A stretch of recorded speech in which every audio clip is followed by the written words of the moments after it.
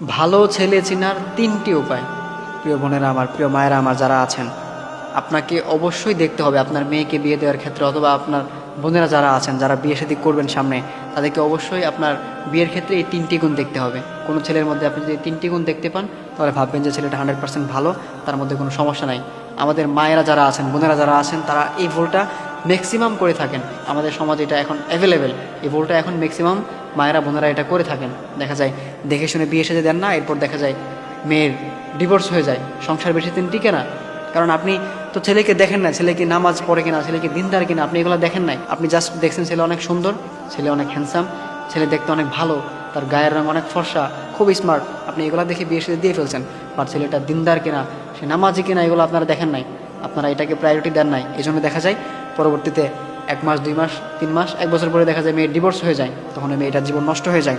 এই জন্য অবশ্যই বোনেরা যারা আছেন, মায়েরা যারা আছেন, বিয়ের ক্ষেত্রে অবশ্যই আপনাকে এই 3টি গুণ দেখতে হবে। আপনি যদি কোনো ছেলের মধ্যে এই 3টি গুণ দেখতে পান, তাহলে ভেবে নেবেন যে ছেলেটা 100% ভালো, এই ছেলের সাথে আপনার মেয়েকে বিয়ে দেওয়া যায়, বা বোনেরা যারা আছেন এই ছেলেকে আপনি বিবাহ করতে পারবেন। এই জন্য অবশ্যই আপনাকে এই 3টি গুণ দেখতে হবে। তার মধ্যে নাম্বার 1 যে গুণটা, সেটা হচ্ছে যদি আপনি দেখেন যে ছেলেটা নামাজ পড়ে, তাহলে ভেবে নেবেন যে ছেলেটা 100% ভালো। কারণ যে ছেলেটা নামাজ পড়ে সে কখনো খারাপ কাজ করতে পারে না, যে ছেলেটা নামাজ পড়ে সে কখনো গুনার কাজে লিপ্ত হতে পারে না, যে ছেলেটা নামাজ পড়ে সে কখনো অন্যকে ঠকাতে পারে না। কারণ আল্লাহ তাআলা কোরআনে বলে দিয়েছেন, ইন্নাস সালাতা তানহা আনিল ফাহশাই ওয়াল মুনকার, নিশ্চয় নামাজ মানুষকে অশ্লীল কাজ থেকে বিরত রাখে। এই জন্য অবশ্যই যে মানুষটা নামাজ পড়ে, যে মানুষটা সত্যিকার অর্থে নামাজ পড়ে, সে কখনো গুনাহ করতে পারে না, সে কখনো অন্য মেয়েদের সাথে কথা বলতে পারে না, সে ছেলেটা কখনো খারাপ কাজ করতে পারে না, সেই ছেলেটা কখনো গোপনে অন্য কাউকে ঠকাতে পারে না। এই জন্য অবশ্যই আপনাকে দেখতে হবে ফার্স্ট অফ অল যে ছেলেটা নামাজ পড়ে কিনা, ছেলেটা দিনদার কিনা, এটা আপনাকে দেখতে হবে। আপনি যদি এটা দেখতে পারেন, তাহলে অবশ্যই আপনার মেয়ে সুখে থাকবে, আপনার মেয়ে ভালো থাকবে। এটা হচ্ছে নাম্বার 1 ফার্স্ট। এরপর নাম্বার 2 যেটা, সেটা হচ্ছে আপনাকে দেখতে হবে ছেলের কোনো মেয়ে ফ্রেন্ড আছে কিনা।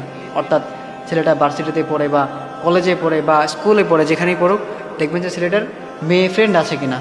কারণ যে ছেলে বিয়ের আগে অন্য মেয়েদের সাথে কথা বলে, অন্য মেয়েদের সাথে মেলামেশা করে, সে কখনো বিয়ের পরে এক নারীতে আসক্ত থাকতে পারবে না। দেখা যায় হয়তোবা এখন সে হয়তোবা দেখছে যে মেয়েটা অনেক ভালো, দেখে শুনে বিয়ে শাদী করে ফেলছে, যে মেয়েটা অনেক সুন্দর, কিন্তু বিয়ের পরে সে কখনো এক নারীতে আসক্ত থাকতে পারবে না।